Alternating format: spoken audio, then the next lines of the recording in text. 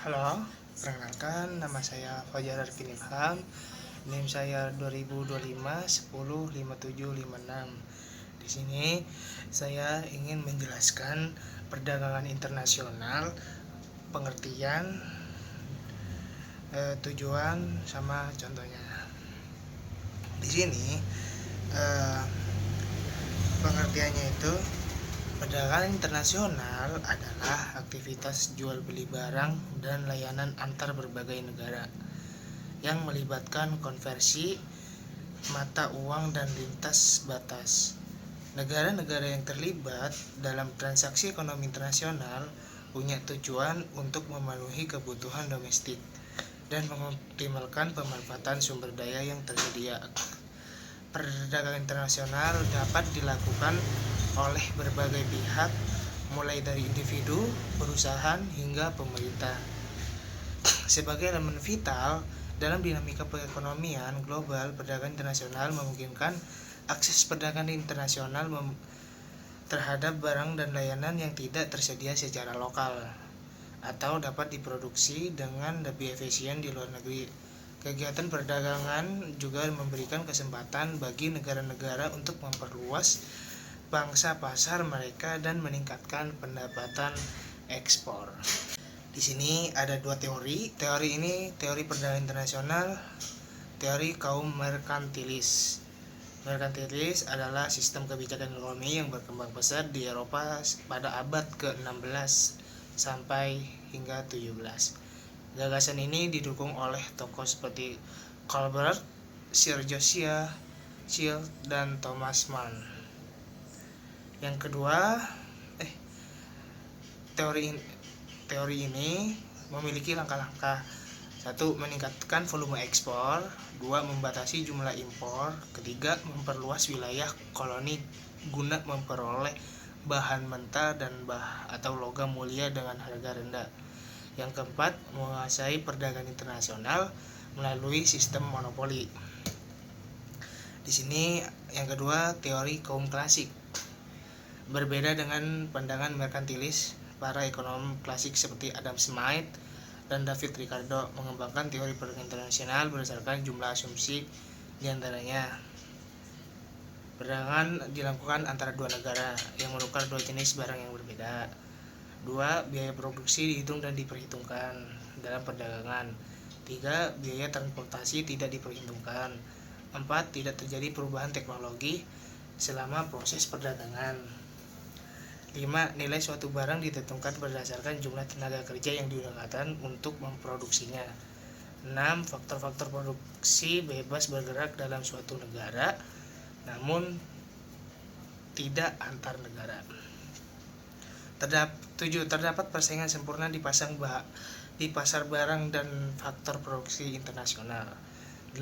Pendapatan dianggap tetap dalam proses distribusinya. Teori dari kaum klasik dibagi menjadi dua, yaitu teori kaum mutlak atau absolute advantage dan teori keunggulan komparatif atau comparative advantage. Nah, tujuannya ini memenuhi kebutuhan negara. Yang kedua, meningkatkan kesejahteraan bangsa. 3. Memperluas pangsa pasar. 4. Menciptakan persaingan yang sehat. 5. Memperkuat hubungan diplomatik antar negara. 6. Memperkenalkan produk lokal ke kancah internasional.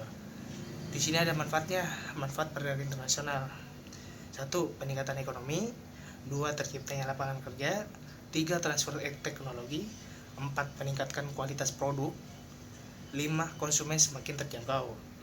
Nah, di sini ada ciri-cirinya juga. Ciri-ciri perdagangan internasional melibatkan dua negara atau lebih, melintas batas negara, bertujuan ekonomi, menggunakan mata uang asing, diatur oleh norma dan hukum internasional, melibatkan berbagai pihak, memiliki dampak yang luas. Di sini ada faktor pendorong. Faktor pendorong adalah perbedaan kekayaan alam, perbedaan keunggulan komparatif. 3. Kemajuan teknologi. 4. Globalisasi. 5. Kebutuhan dan keinginan konsumen. Faktor penghambat. Nah, tentunya ada faktor penghambat bagi perdagangan internasional. Yang pertama adalah bea masuk dan bea keluar. Yang kedua, kuota impor. Yang ketiga, barir non tarif. 4. Fluktuasi nilai tukar. 5. Perang dan konflik politik. Dampak positif bagi perdagangan internasional: 1. Pertumbuhan ekonomi. 2. Menciptakan lapangan kerja. 3. Transfer teknologi. 4. Peningkatan kualitas produk. 5. Akses produk yang terjangkau. 6. Penguatan hubungan diplomatik. Dampak negatifnya adalah ketergantungan pada negara lain, maksudnya produk impor yang ke ekonomis. 3. Munculnya kesenjangan ekonomi. 4. Kerusakan lingkungan. 5. Hilangnya kearifan lokal. Nah, tentunya di sini ada contohnya. Contohnya itu contoh perdagangan internasional di Indonesia khususnya melibatkan sejumlah besar barang dan layanan yang diekspor dan diimpor di antara Indonesia dengan negara-negara lain. Yang memiliki dampak signifikan bagi Indonesia adalah ekspor komoditas pertanian. 2. Ekspor produk pertambangan. 3. Impor mesin dan peralatan. 4. Impor bahan baku dan komponen. 5. Ekspor produk manufaktur. 6. Ekspor jasa pariwisata. Nah, di sini perdagangan internasional merupakan bagian penting dari sistem ekonomi global. Dengan memahami berbagai aspek perdagangan internasional, kita dapat lebih menghargai manfaat dan mencari solusi untuk mengatasi hambatan yang ada. Perdagangan internasional harus dilakukan dengan bijak. Itu dia pembahasan tentang perdagangan internasional. Sekarang kamu tahu kan mengenai pengertian ciri-ciri faktor hingga contoh perdagangan internasional. Gimana, seru nggak belajar tentang bagaimana perdagangan internasional berjalan?